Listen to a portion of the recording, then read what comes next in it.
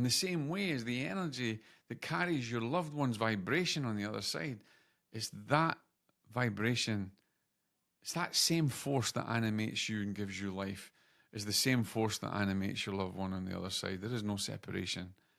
And because your expectation is held up that you have this idea that you should be able to communicate in the way that you can on this side of life, that's what causes the suffering. And the reality is, it's the judgment of that causes the suffering for you. So the reason that you're suffering is not because of the loss, it's because of your expectation and your attachment to it. And therefore you judge it. And in the judgment, you create the suffering inside of you. So it might sound a little bit complicated, and I'll try and, maybe I've got a bit longer time. It's actually, it's something I might do in my group. So if you're not part of my my grief community, then please come and join us. And that's actually probably a class that I should maybe do and talk about that a bit more. So you need to realize that you don't have any separation, and if you feel that you cannot have a conversation out loud, then have it in your mind, have it in your heart. Speak to your loved one before you go to bed at night. Learn about how you could receive signs from them. Don't go with the expectation of someone saying to you, okay, you get a feather and then you're outside and a feather drops down, and there's a scientific explanation for it, but I can tell you some amazing, wonderful examples of signs. And when you open your heart to having these real signs, then you start to recognize the real power in those signs. And there's nothing wrong if a feather brings you comfort, fine, it's great. If something else brings you comfort, remember, one man's evidence is another man's failure, or one woman's evidence is another woman's failure. But I would rather teach you to really recognize what is true, recognize what is vibrationally matching, and is that not even that label, but that energy that opens your heart into a place of knowing rather than questioning or believing from knowing, which is a really, really powerful divine part of is a really divine part of you. When we believe in something, we're believing in the attachments, expectations, and perceptions of others. Because someone tells you this is true, then you're expected to believe it and accept that. And oftentimes with belief has got room for interpretation, and people's beliefs change constantly. One minute you believe you're a vegetarian, the next minute you're down McDonald's having a great burger. Your belief has changed. But no one doesn't. No one's constant. No one is divine. No one is coming from the soul, right?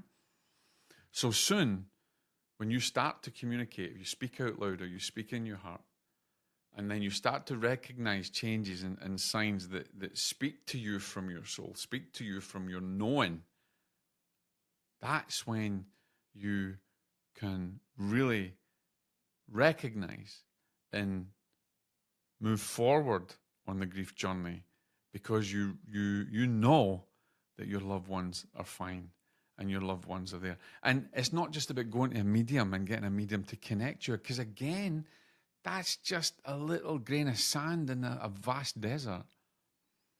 I have lost the count of the number of sittings that I've done, but people even going to a medium, it's a temporary thing, because when you get information, you feel great, it helps you through. It's a great potential, a catalyst to your journey. I don't want to say a catalyst to healing, but it's a catalyst to your journey.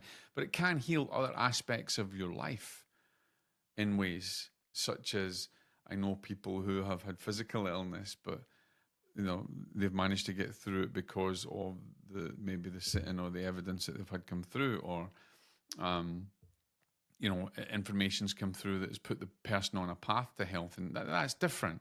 But we're talking about healing grief, which is something you can't really do. It's something you really need to integrate. So everybody that's listening to me that thinks you cannot communicate with your loved ones, you can. And you can communicate with them just as easily as you can speak to your friend. You just need to know that you can, and have the patience to be able to wait until the fog lifts so that you can see the beautiful vista of spirit beyond you.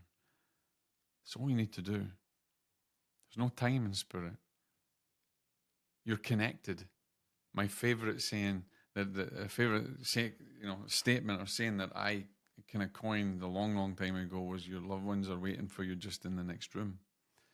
And one of our members, Jill, she loves me saying that. She loves that. She uses that probably herself.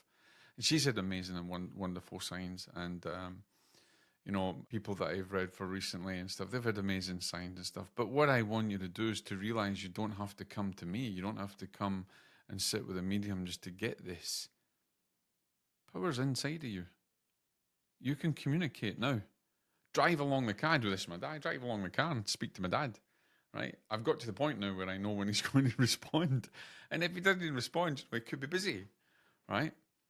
I've heard from my loved ones on the other side. I've heard from recent loved ones that's passed. I know that I communicate, and I can recognize and discern those signs. But there was a time when I was just like you. There was a time when I lost my loved ones from a very young age, before even I was a professional medium. And I was standing the same as you. Maybe it wasn't on camera, but I was crying to my friends. I was crying to my family. I didn't think I could communicate. I didn't think I could speak to my dad. I didn't think I could speak to my uncle. I just didn't believe any of that. But I had to come to a place of knowing. And that is the greatest place. That's the greatest destination for you to get to at the moment. And that's just a temporary destination, because you'll keep going and you'll keep developing. But that's somewhere I want you to try and get to, is to realize that, and it's not, you don't have to feel stupid about talking to your mother or talking to your father, talking to your wife or anything. Just do it out loud in the private of your own home or in the car. I guarantee you they can hear you, and I guarantee you they will come back. And let me tell you, I've given loads of sittings before in the past, and I've recounted conversations that they've had that their loved ones have overheard. So they hear you.